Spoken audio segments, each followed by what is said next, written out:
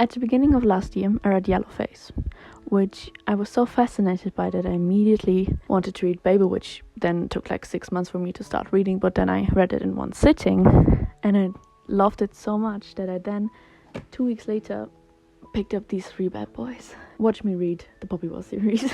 I thought it would be a fun idea to vlog it, because I've seen people cry and scream about these books, so I think I will too, or hopefully I will. Enjoy.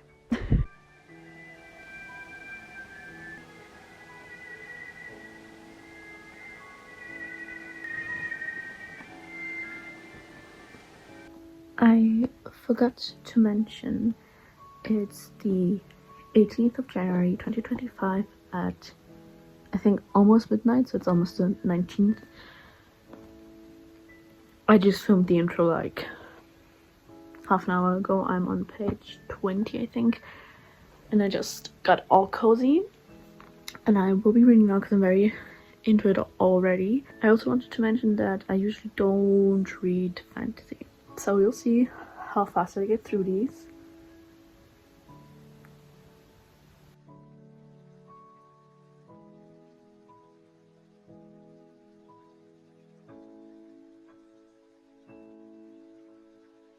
Okay, so I'm technically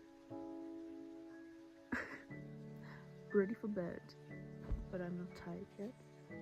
I'm on chapter 6, and I just continue reading until I fall asleep like this. And I'll update you, and then I'll update you in the morning. Good night. I look insane. I got to part 2 last night. Let's continue reading.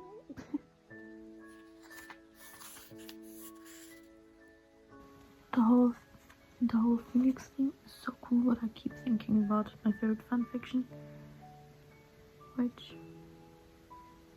has a phoenix in it. I'm taking back my excitement over Artan being back. Don't even know if that's how you pronounce his name, but why is he being so rude? I'm beginning to think that I can't trust anyone in this book. The only person that I'm really in love with kind of is Rin, obviously, and who I'm in love with and missing for a long time is Katai. Where is he? I'm worried. Where's my favorite twink? Guess he just came back. For a second there, I was so scared that he was. No, he's not. I'm not very happy because this kind of seems like he will. Also, Alton is crazy and none of you are gonna tell me. I mean, I would be crazy too if I went through what he has been through, but I don't know what to believe. I don't know who to believe in. I look crazy, but all I've been doing is read. I have less than 100 pages to go on the Poppy Wall. Just heard about Alton's backstory.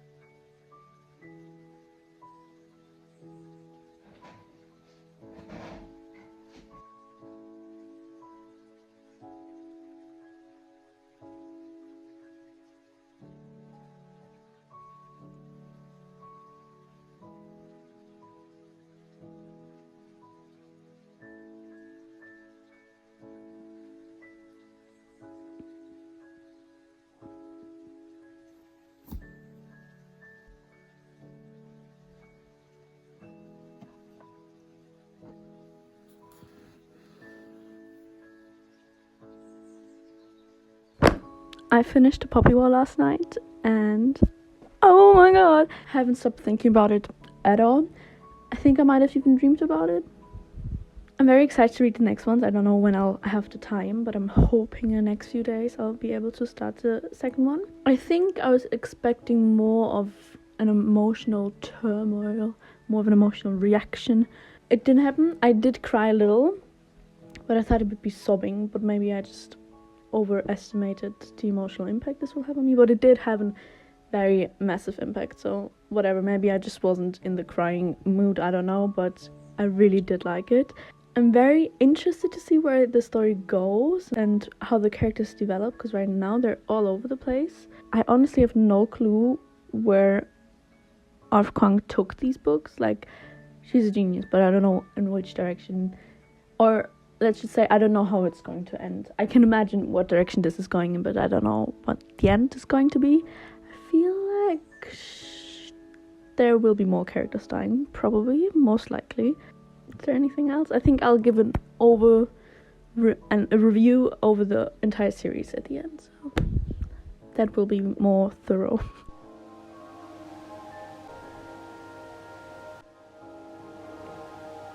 I just read the 8 years prior prologue, I guess, of the Dragon Republic, and what?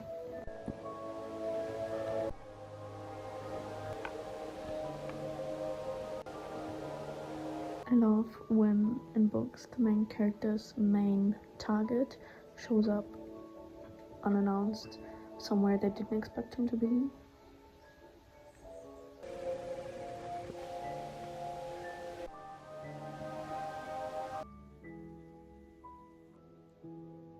He's back.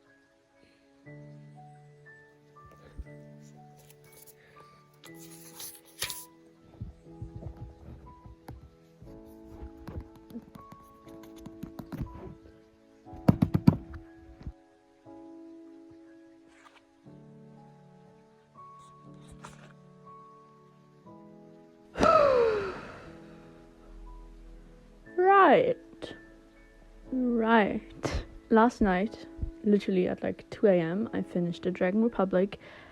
I wanted to read it over time, but I apparently read it in one day. I'm gonna talk about all of the books at the end of the video, but I did just briefly want to talk about it, because what the fuck. I cried, if you couldn't tell by the last few clips, and I think I like this one better than the first one, but they're still both brilliant. I just liked the story and the pacing more in this one. I am so thrilled and scared and in awe of Rin's and Katai's anchor situation. So I'm really fucking scared. I'm also baffled, but also not surprised by Nesha's turn of events. I really thought for a second that they were in love, and I think they were. I'm also wondering if he's like being controlled or pressured into doing all of this, because he did try to warn her, which he didn't do a good job at, but he did try. Very scared of when they'll see each other again, because Rin seems pissed, rightfully so. It's so interesting to me.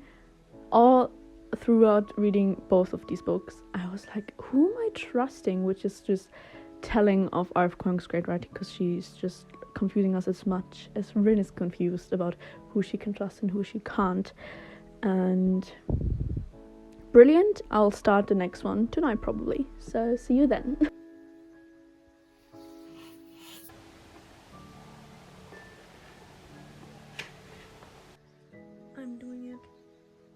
I'm doing it. Last book.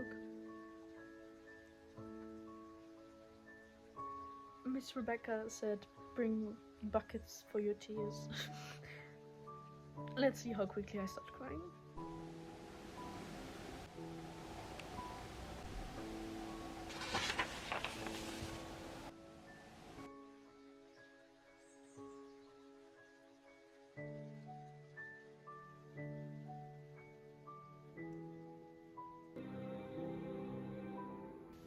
I am scared. I am so scared. What do you mean I only have 100 pages left?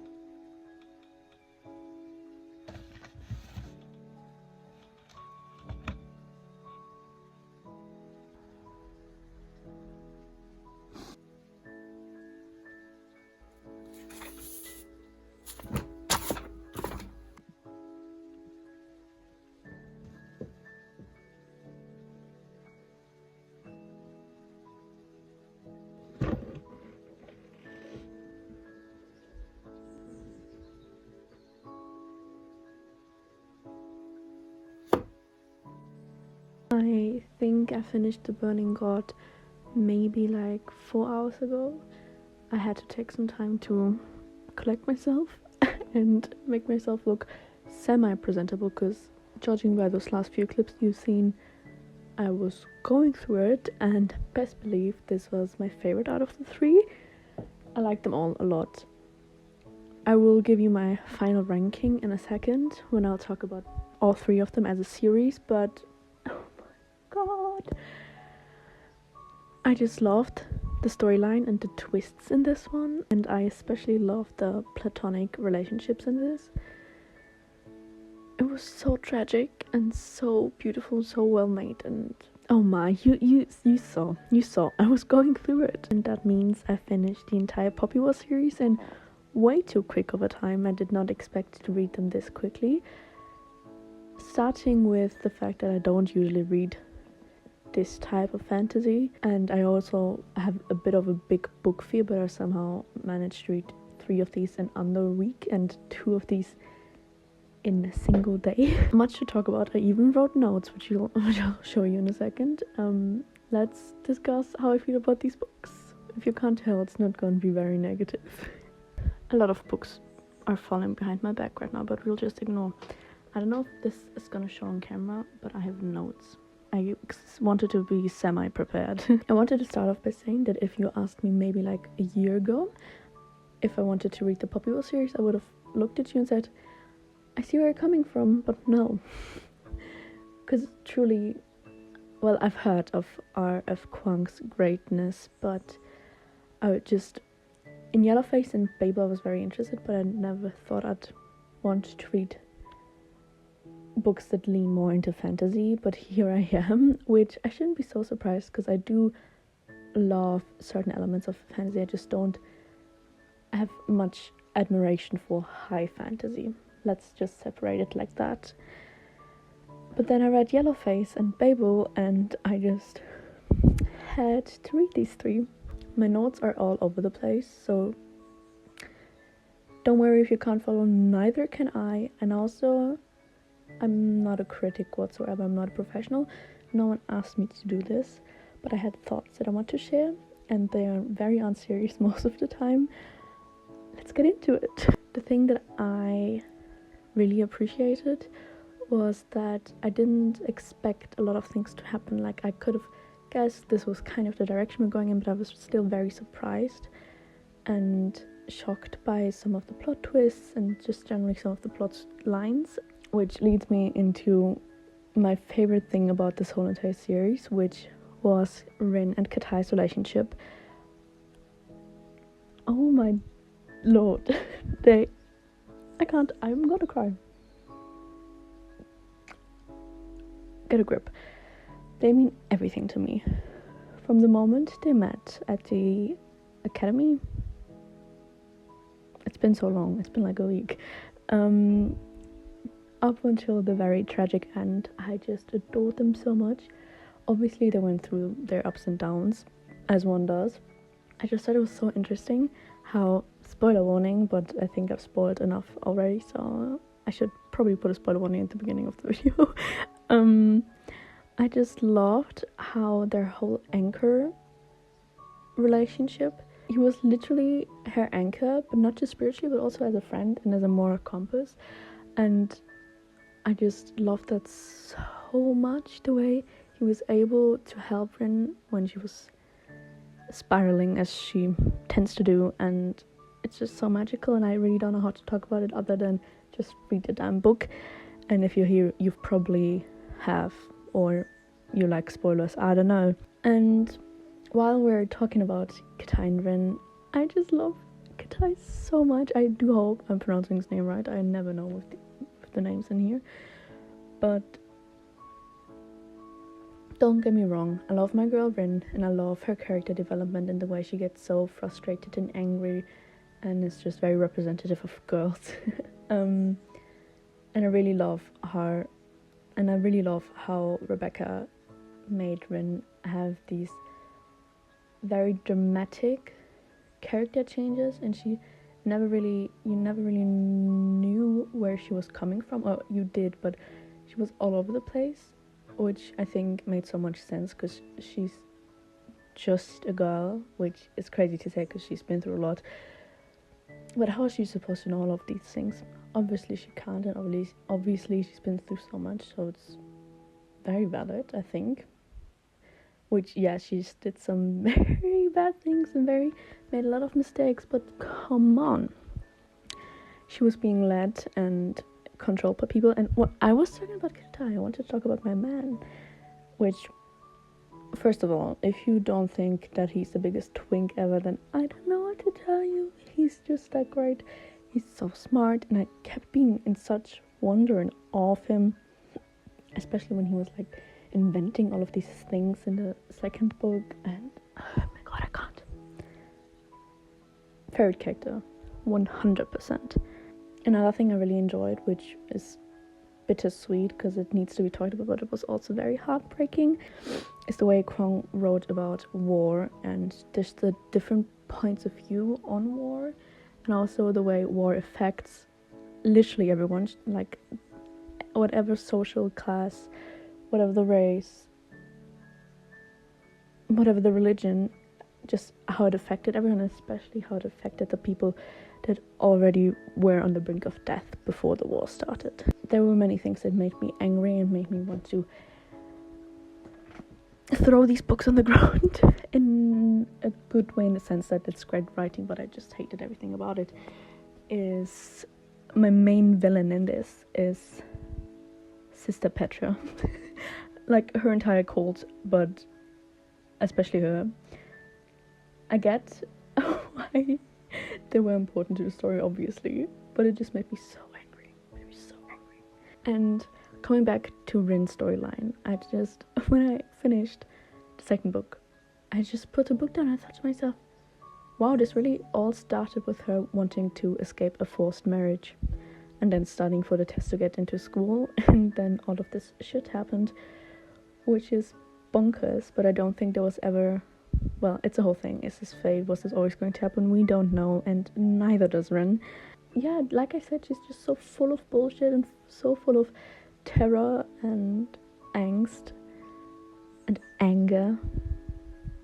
But I get her, and yes, she's a morally grey character, obviously. Many things that she did wrong, but that's what I love about her. I love characters like her, and people who don't get it. Something else I really liked about the way that Kuang wrote Rin is that because Rin was so confused about who she can trust and who she should believe in and what she should believe in, and she kept on changing and growing and learning through all of the mistakes she made, it just really felt like I was going through the same thing. Well, not literally, but I was thinking, oh my god, who do I even trust? I really I had no clue. I think I said it a few times for reading, but I just kept on thinking, wait, who's in the wrong? And there were many points where Rin was very much in the wrong, and I was like, is this girl the villain? And there were just every single character was so complex and well thought out, and so wonderfully written, not in a sense that they were great people, but they were great characters, because every single character, at least to me, felt thought out and not just flat. And even the side characters, they had a story. And for example, the Psych, I loved the Psych. They all had this unknowing love for each other that just they made me want to sob. They were so sweet to each other, and they cared for each other so much, even though they would have never admitted it, and they were such a chaos-filled group. But I just loved that a lot. And generally, I was just really appreciative of the other very important topics that you put in there, which, disclaimer, please, always read the trigger warnings. There's some heavy topics in here, but it's so not graceful, but I think it's very important that she picked such a heavy and dark topic and managed to write things in that would sadly happen in real life. And also the way she pictured the mythology and the history, and the way she took inspiration from all around the world and just managed to make it sound so honest and real. Crazy. I really do want to get into the mythology that was mentioned in here, because that would be really interesting. What I also wanted to say is that I'm suspicious of my girl Rebecca. Miss Kuang, can you tell me why you're so smart? I obviously, after reading Babel, was like, oh my god, this is the smartest woman alive, and she absolutely is. But was she there when the dictionary was invented? Was she there when all of these words were being made? Because how does she know how to work around words like that? That's crazy. I kind of want to talk about Nesha and Rin's relationship, which in a lot of ways was romantic but also very complex. I don't want to hear a single person say enemies to lovers, because then I'll just rip my hair out. Okay, we're back. My battery just died, but we're back. What was I saying? Oh yeah, I definitely appreciated the lack of romance. Yes, there were some pieces sprinkled in there, but I loved not even the focus, but that the romance in there was just platonic romance seen in the relationship between Katai and Rin, and that's just, I just love them. They're the perfect platonic soulmates. Okay, and also in the last book, especially of course, Rin and Venka's relationship I really liked, and the way that Rin spiraled at the end about Venka, heartbreaking, and whatever happened afterwards, which I'm just blocking from my mind, which leads me to Nesha and Rin.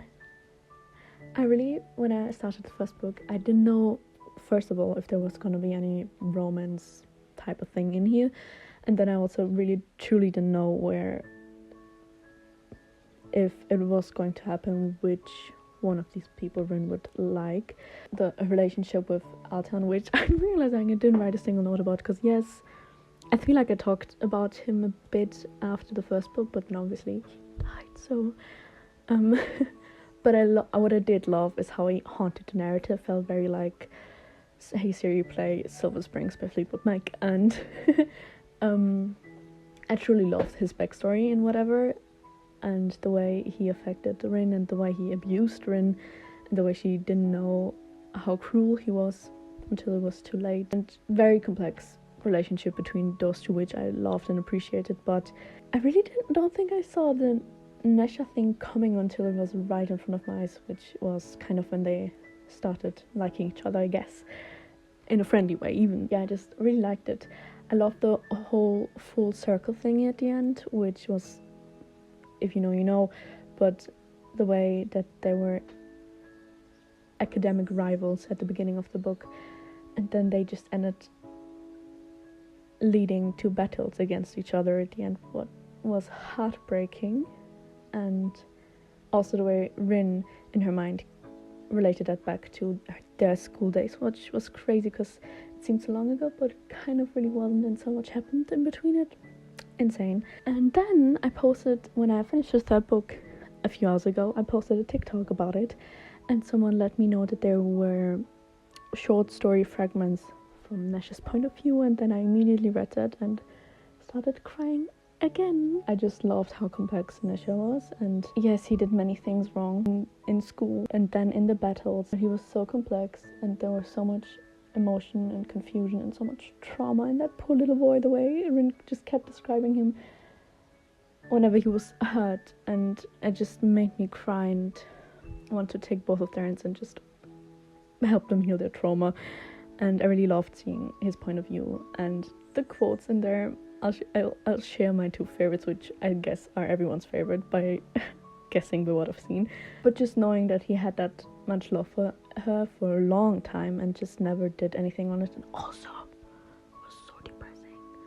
The way she talked about mental health in these books also goes beyond of what I can say, but I really liked seeing his point of view, and it just made me really sad because he went through so much, like most of them. But yeah, that's my take on Nesha. I did think that Burning God felt a bit more mature. I know I've seen a lot of people talk about the Poppy Wars being like YA fantasy, which I get where they're coming from, but first of all, Kuang was really young when she wrote the first book, which is crazy because she's brilliant. And then also, Rin is 16 at the start of those books. Of course it's gonna feel a little teenagey because she is.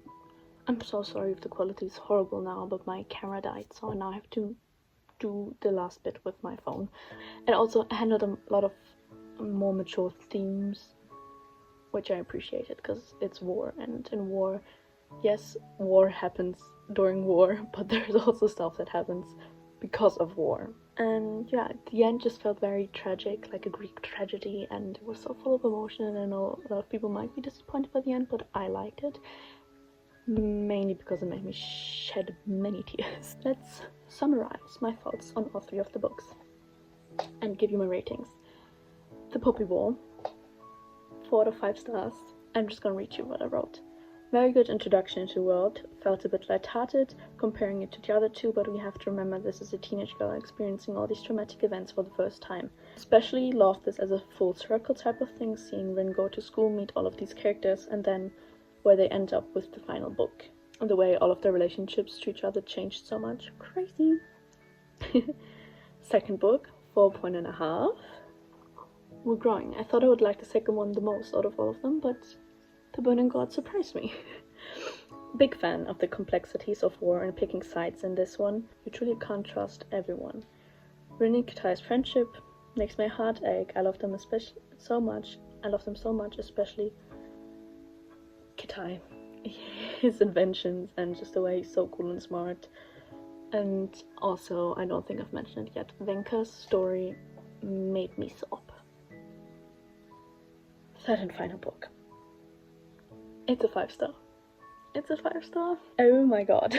It has to be my favorite. So much story and pain and friendship. Oh my god, oh my god. Watching Rin completely lose control over her feelings and just spiral was insane and scary, but so well done. And Kitai truly got her back like that. I can't think about it or I'll cry. And those are my thoughts.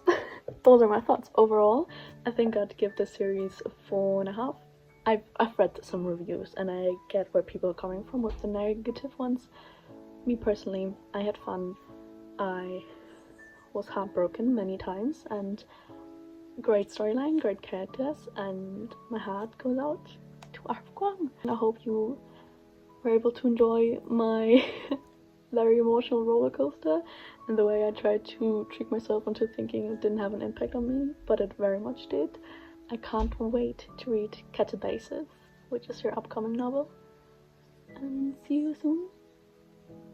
I'm gonna continue crying now.